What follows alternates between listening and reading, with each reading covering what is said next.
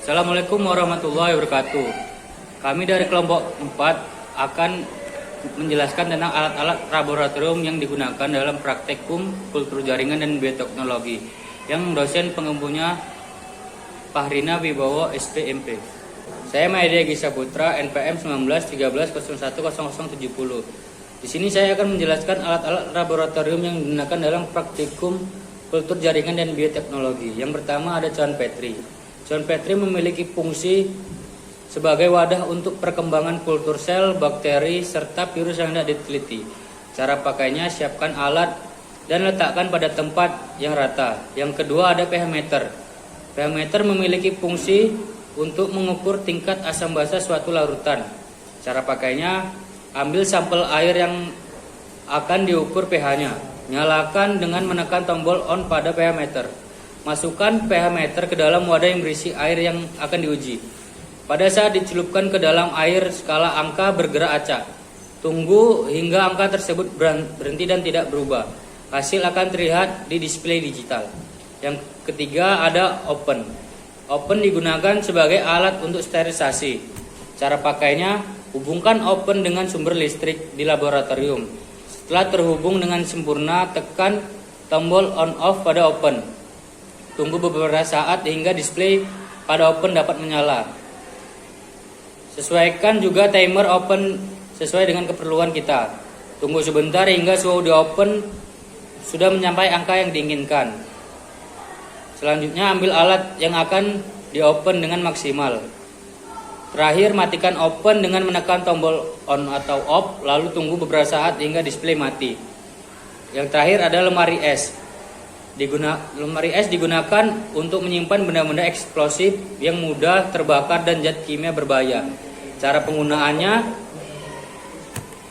yang pertama, hubungkan lemari es ke dalam sumber listrik yang ada di lab. Setelah terhubung dengan sempurna, tekan tombol on off-nya.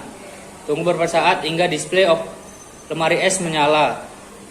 Sesuaikan dengan keperluan kita. Sekarang masukkan alat yang akan dimasukkan ke dalam lemari es. Terakhir matikan lemari es setelah selesai semua dipakai. Saya Andri Yuanda, NPM 1913010053 akan menjelaskan mengenai alat-alat laboratorium yang digunakan dalam praktikum kultur jaringan. Yang pertama adalah hot plate. Hot plate adalah alat di laboratorium kimia yang digunakan untuk memanaskan campuran atau sampel.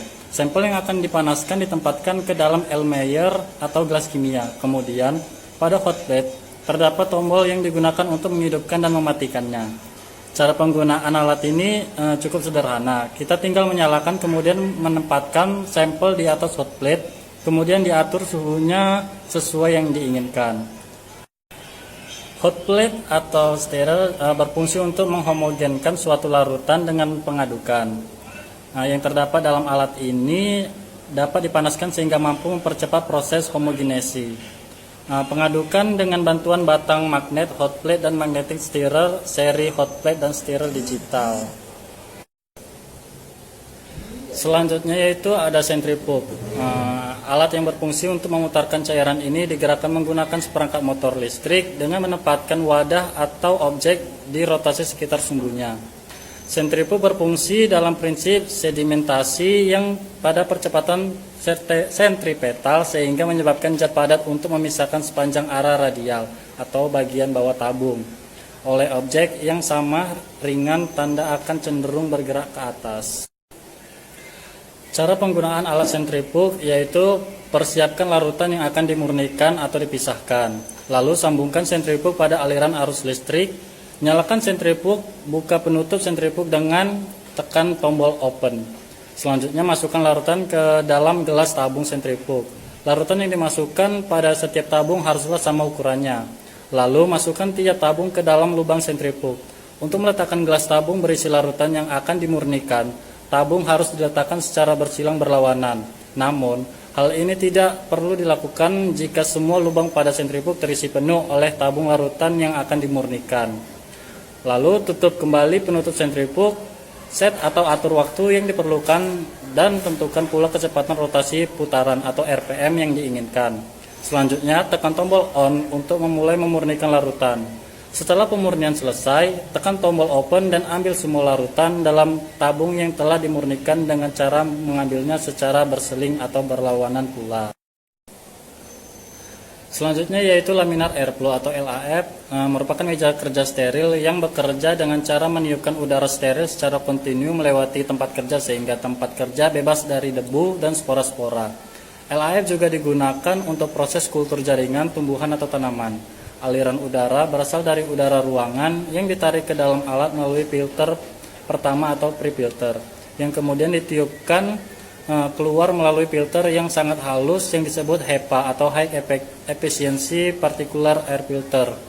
Dengan menggunakan blower, alat laminar airflow ada yang dilengkapi dengan lampu UV dan ada yang tidak. Untuk prosedur kerja laminar airflow, yang pertama yaitu nyalakan lampu UV minimum selama 30 menit sebelum laminar airflow digunakan. Lalu hindarkan sinarnya dari mata, siapkan semua alat-alat steril yang akan dipergunakan. Alat-alat yang dimasukkan ke dalam laminar airflow kabinet disemprot terlebih dahulu dengan alkohol 70% atau spiritus. Kemudian meja dan dinding dalam laminar airflow disemprot dengan alkohol 70% atau dengan spiritus untuk mensterilkan LAF. Kemudian blower pada LAF dihidupkan untuk menjalankan airflow. Nyalakan lampu laminar airflow, maka laminar airflow sudah siap untuk digunakan. Selanjutnya adalah NCAS, di mana NCAS berfungsi sebagai tempat penanaman mikroba.